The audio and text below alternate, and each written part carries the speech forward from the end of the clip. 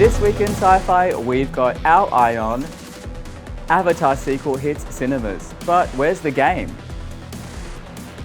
Massive Doctor Who budget boost. Conspiracy junkies rejoice, Inside Job is back. And the latest sci-fi to get the axe.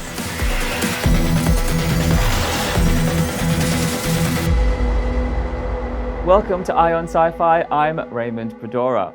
The highly anticipated Avatar sequel will finally be in cinemas next month. Set over a decade after the events of James Cameron's original 2009 blockbuster, it seems bad guy humans have returned to Pandora, and the fight is on for Jake and his family. While it doesn't give much away, the trailer is stunning and showcases the new technology Cameron had to develop to produce the movie's underwater scenes. Avatar: The Way of Water is released in Australia December 15. And although Ubisoft's Frontiers of Pandora RPG has been delayed until next year, there may still be a game release to accompany the movie with mobile MMO Avatar Reckoning. A collaboration between Disney and Tencent's Archosaur Games, the gameplay is simplified for the mobile platform but still looks good.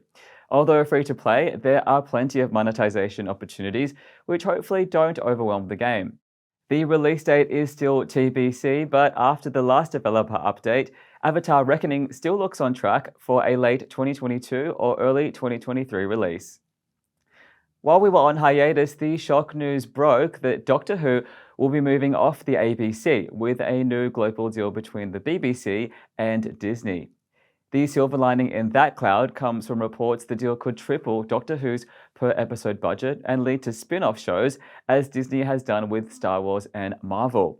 While the BBC still owns the show, it's thought likely Disney have paid tens of millions to share creative control. But could a big budget ruin a cult series like Doctor Who? Ncuti Gatwa takes over as the 15th Doctor in 2023, which will be available in Australia on Disney+. Part 2 of animated workplace comedy Inside Job goes live this week. Set within the shadow government, the series explores the complicated relationship between the corporate front responsible for most of the world's conspiracy theories and the Illuminati who give the orders. Adam Scott joins the cast for the second half of Season 1, fresh off Apple TV series Severance. And just like in the first half, nothing seems to be going to plan, no matter how elaborate. Part 1 of Inside Job is available now on Netflix, with Part 2 available from November 18.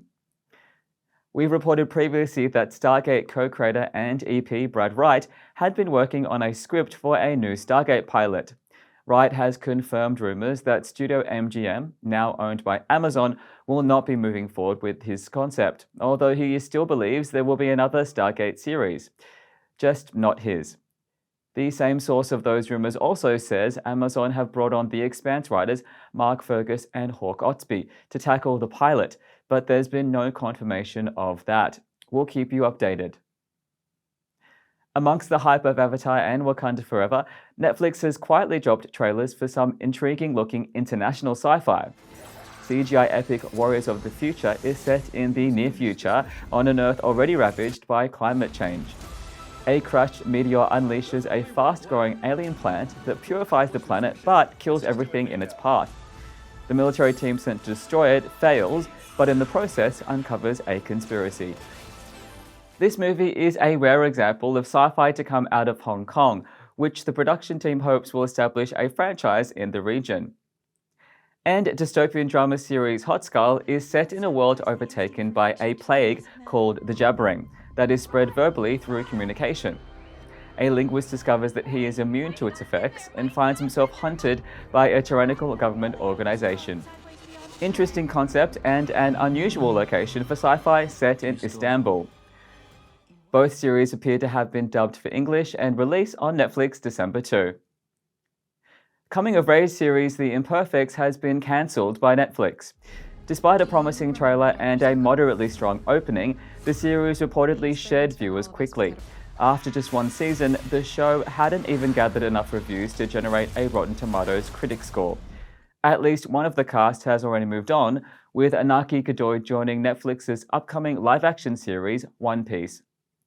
And Westworld's fourth season will be its last. The decision was unexpected by many, with a promising-looking fifth season teased in the finale. But viewer numbers weren't strong, and parent studio Warner Brothers has been cutting costs across the board. While season 4 isn't a terrible way to end, there are aspects of the series that will remain unresolved. All 4 seasons of Westworld are streaming now on Binge. This week, we're asking viewers if all that Disney cash could ruin a cult classic like Doctor Who. Or is a big budget just what the Doctor ordered? Vote now at ionsci-fi.com. And that was the week in sci-fi. For more news throughout the week, go to ionsci-fi.com.